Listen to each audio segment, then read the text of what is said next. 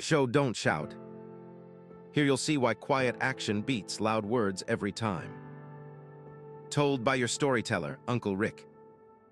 Lean in, friend. This is about the day a soft-spoken rookie proved the loudest mouth in the room completely wrong.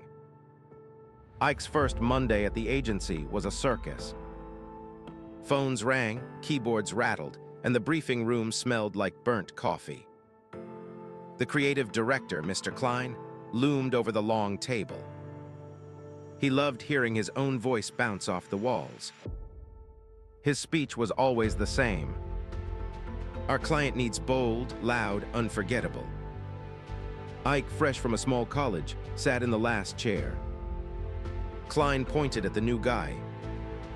You kid got anything to add? Ike felt the room swivel toward him. He opened his mouth, then shut it. He simply smiled and shook his head. A few creatives rolled their eyes. Klein smirked. Thought so.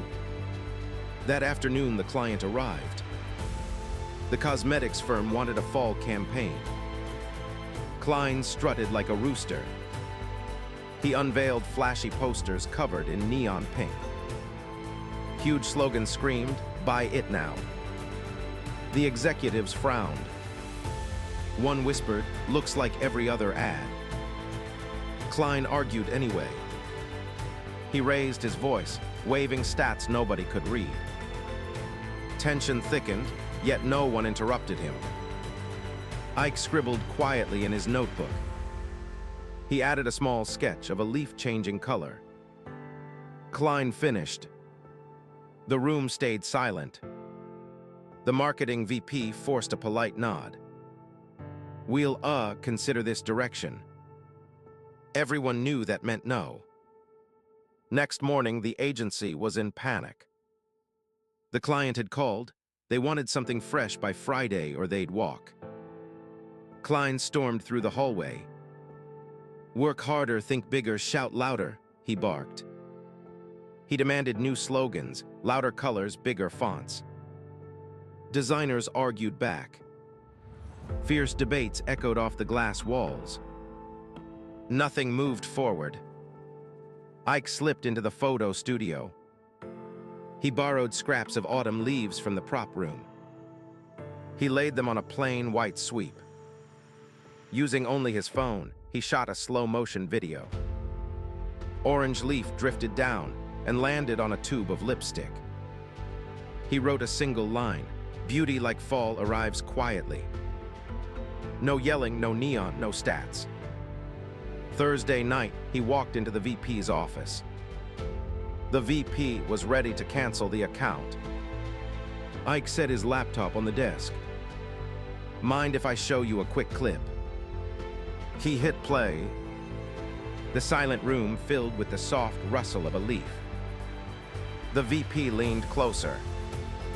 When it ended, she asked, "Did anyone else see this?" Ike shook his head. She smiled for the first time that week. Play it again. Friday morning meeting. Klein swaggered in with a new stack of louder boards. This time the VP raised her hand. Hold on. She clicked Ike's file on the big screen.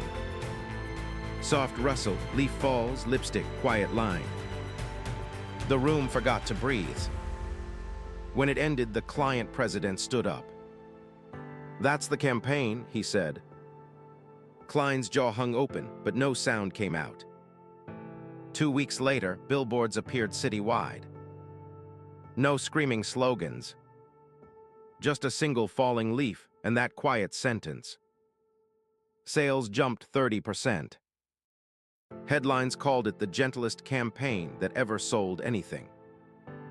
Klein invited Ike for coffee. He stared into his cup. You never argued once, he muttered. Ike shrugged. I figured the idea could speak. Klein gave a slow nod, maybe the first real lesson he ever learned. At the launch party, people toasted the rookie. A junior writer asked Ike for advice. He kept it simple.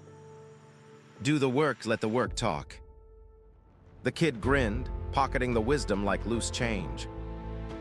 Years passed. Ike became creative director himself.